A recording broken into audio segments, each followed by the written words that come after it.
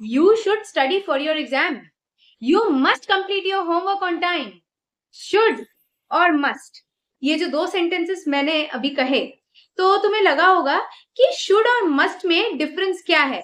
आखिर जब हम should यूज कर रहे होते हैं तब हम must क्यों ना यूज करें, और जब हम must यूज कर रहे होते किसी सेंटेंस में तब हम should क्यों ना यूज करें। सो ये जो तुम्हारे डाउट्स एंड कंफ्यूजन है ना रिगार्डिंग should एंड must, आज मैं उन्हीं डाउट्स को सॉल्व करने वाली हूँ। Welcome to Learning English with Swagata, my dear friends. In today's video, we are going to discuss the difference between should and must. And आप किस तरीके से should और must को various sentences में, various conversations में use करेंगे, आज की इस वीडियो में आपको वही पता चलेगा।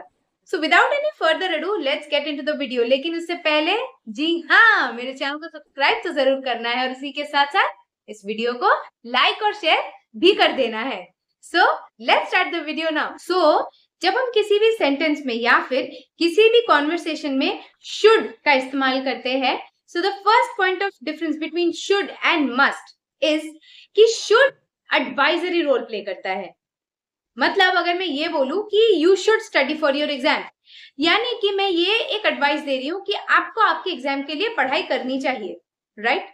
लेकिन अगर साइमल्टेनियसली मैं ये बोलूं कि you must study for your exam और यू विल फेस कॉन्सिक्वेंसेस, यहाँ पे ये जो मस्ट है ना, मस्ट एक कंपल्सरी रोल प्ले कर रहा है। यानी कि यहाँ मैं कोई एडवाइस नहीं दे रही हूँ, यहाँ पे मैं एक्चुअली बोल रही हूँ कि अरे पढ़ाई करो अपने एग्जाम के लिए, वरना इसके खराब कॉन्सिक्वेंसेस होंगे, यानी कि रिजल्ट अच्छे नहीं आएंगे, कम नंबर आएंगे।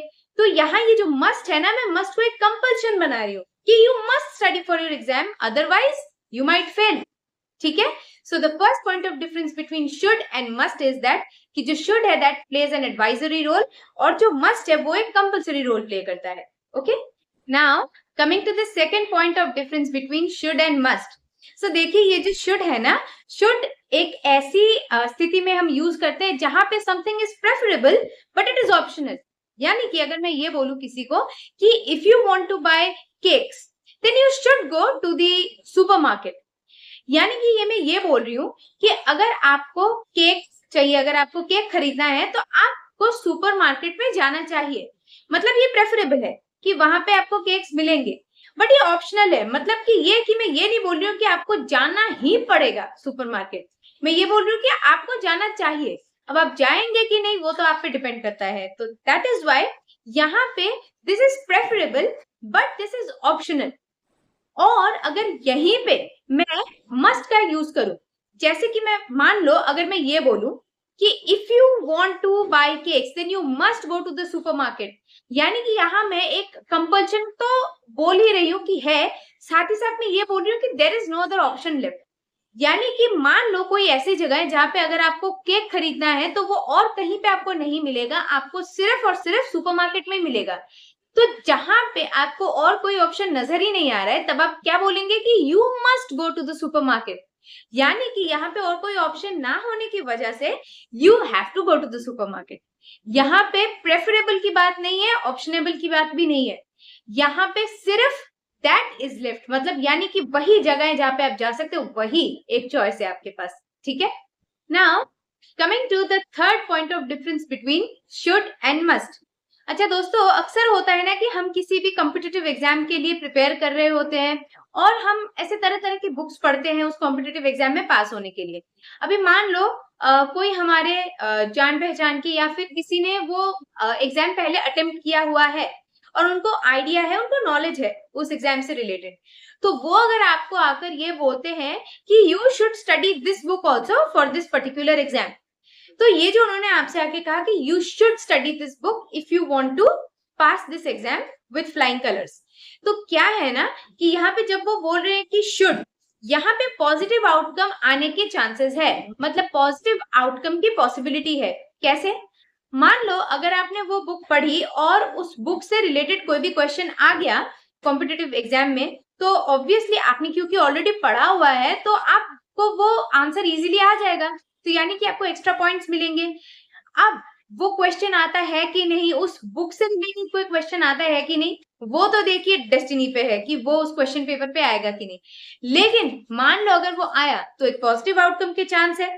अब अगर मैं ये बोलूं किसी को, जैसे मैंने पहले कहा कि you must complete your homework otherwise you will face consequences. मान लो कोई होमवर्क करने के बाद जब उस होमवर्क को टीचर चेक करेंगे तो उसके बेसिस पे टीचर्स आपको नंबर्स देने वाले हैं, ठीक है। अब किसी ने अगर होमवर्क नहीं किया और वो सबमिट नहीं किया तो ऑब्वियसली उसको नंबर कहाँ से मिलेंगे, नहीं मिलेंगे ना।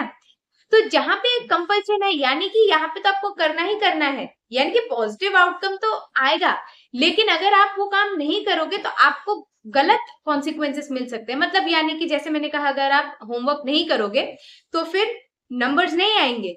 तो यहाँ पे जहां आपको कोई और ऑप्शन मिल ही नहीं रहा है, यहाँ पे आपको बैड कॉन्सिक्वेंसेस भी फेस करने हो सकते हैं अलोंग विद द फैक्ट कि अगर आपने वो काम कंप्लीट किया है कि नहीं। तो यहाँ पे आप यूज करेंगे must. With this, we come to our last point of difference between should and must. So दोस्तों, ये जो पहले के 3 पॉइंट्स ऑफ डिफरेंस हमने अभी ऑलरेडी डिस्कस किए, इससे आपको क्या पता चला? देखिए, मुझे तो एक चीज साफ साफ पता चली कि जो शुड है ना, should is more friendly in nature, it's more positive in nature and it's kind of helpful in nature. लेकिन जो मस्ट है ना, वो एक कंपल्शन क्रिएट करता है, यानी कि वो कोई ऐसी चीज को दर्शाता है कि जो चीज आपको करनी ही पड़ेगी, you have no other choice. So ये जो फोर्थ एंड आखिरी पॉइंट ऑफ डिफरेंस है बिटवीन शुड एंड मस्ट, वो ये है कि should is used in case of more helpful, in case of friendlier cases. जैसे कि अगर मैं किसी को बोलूं कि if you want to stay healthy you should go to the park and walk there, यहाँ पे मैं किसी को एक फ्रेंडली एडवाइस दे रही हूँ। लेकिन मान लो अगर कोई एग्जाम देने गए या फिर कोई इंटरव्यू देने गए, तो अगर वहां पे ये इंस्ट्रक्शन लिखा हुआ हो कि you must where formal clothes, you must where formal clothes, यानी यहाँ पे एक कंपल्शन है।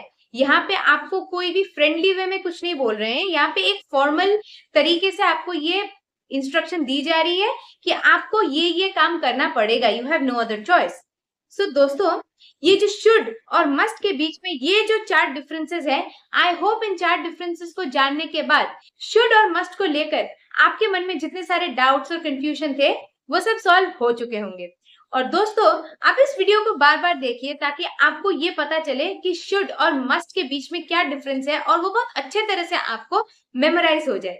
एंड दोस्तों, उसी के साथ साथ प्रैक्टिस करना बिल्कुल मत भूलिए, क्योंकि practice makes perfect. And with this, we come to the end of this video. And till the next time I bring another video for you. See you soon.